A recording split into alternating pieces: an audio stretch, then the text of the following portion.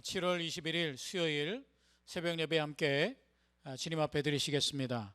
사도신경으로 신앙 고백 하시겠습니다. 나는 전능하신 아버지 하나님 천지의 창조주를 믿습니다.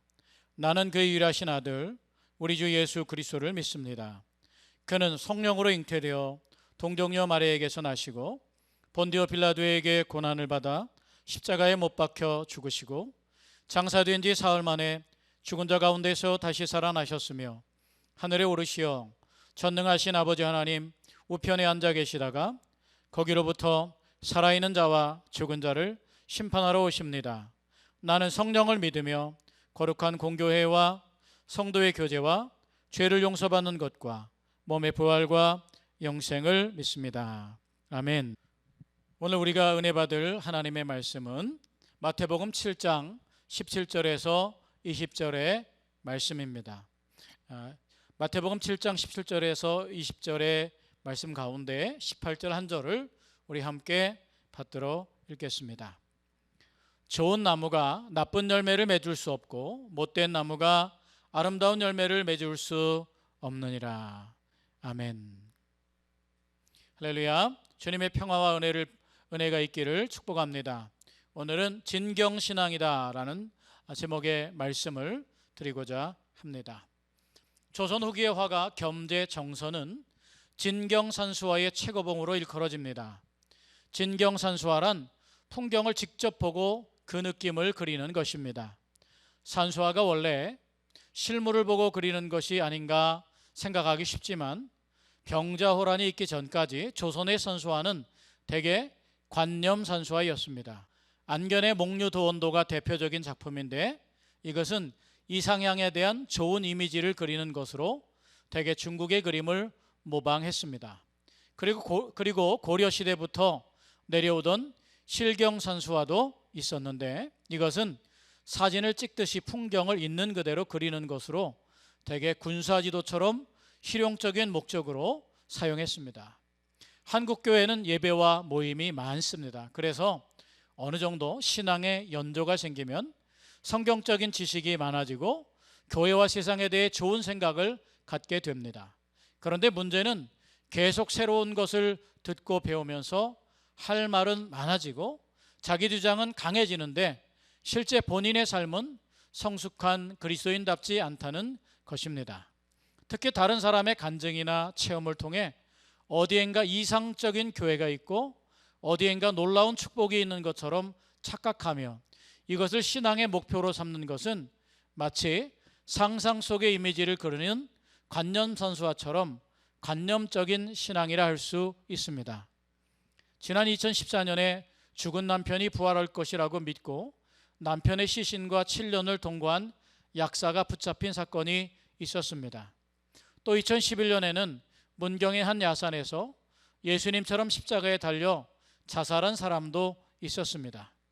예수님이 죽은 나사로를 살리셨다는 것을 믿는 것은 바른 신앙이지만 죽은 내 남편도 내가 기도하면 다시 살아난다고 믿는 것은 무지입니다.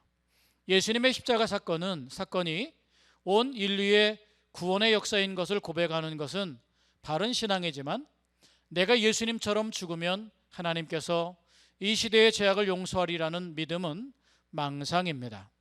신앙생활은 성경 말씀이나 예수님의 삶을 있는 그대로 재현하는 것이 아닙니다.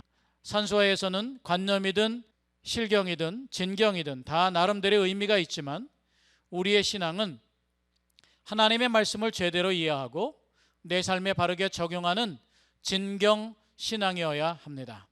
진경신앙은 일상에서 내가 실제로 하나님의 은혜를 경험하고 말씀의 영향력 가운데 유익한 예배를 많이 맺으며 살아가는 것입니다. 아멘.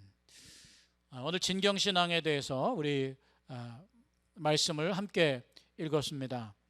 우리 하늘 양식을 함께 읽고 있는데요. 오늘 말씀을 읽으면서 우리 삶의 실제가 되는 신앙이 얼마나 중요한가를 보게 되면서 여기에 있는 것처럼 이 관념이나 무지와 망상이 우리 신앙에 들어와 있지 않나를 한번 살펴봤으면 좋겠습니다.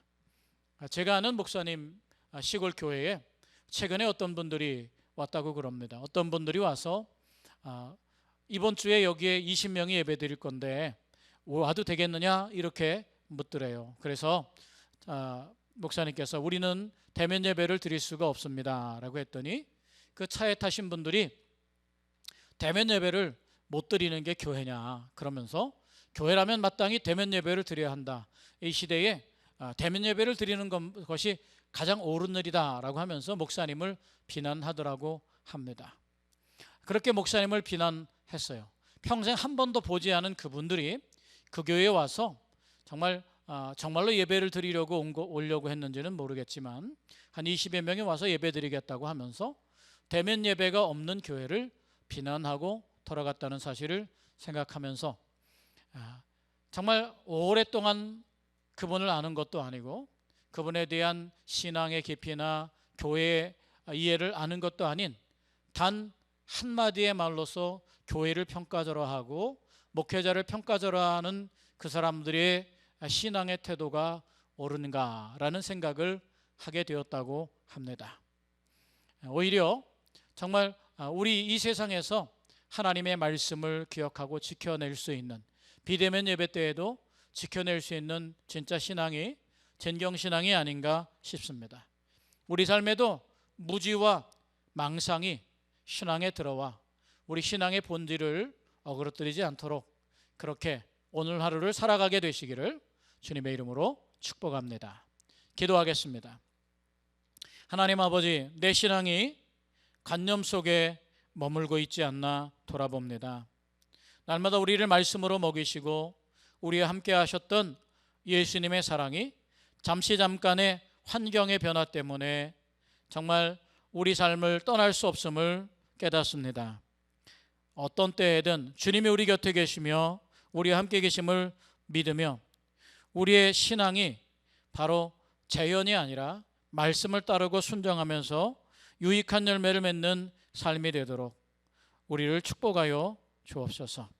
날마다 말씀을 우리에게 먹여주시는 하나님, 오늘도 주님의 뜻을 배우고 깨닫게 하시니 감사합니다. 이제 그 말씀을 내 삶에 바르게 적용하며 살아가도록 축복하여 주시고 그래서 일상에서 구원의 기쁨을 누리고 내 삶의 자리를 하늘나라로 만들어 가게 하여 주옵소서. 진정한 자유를 알게 하여 주옵소서.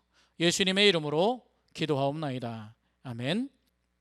우리 주기도문으로 예배를 마치겠습니다.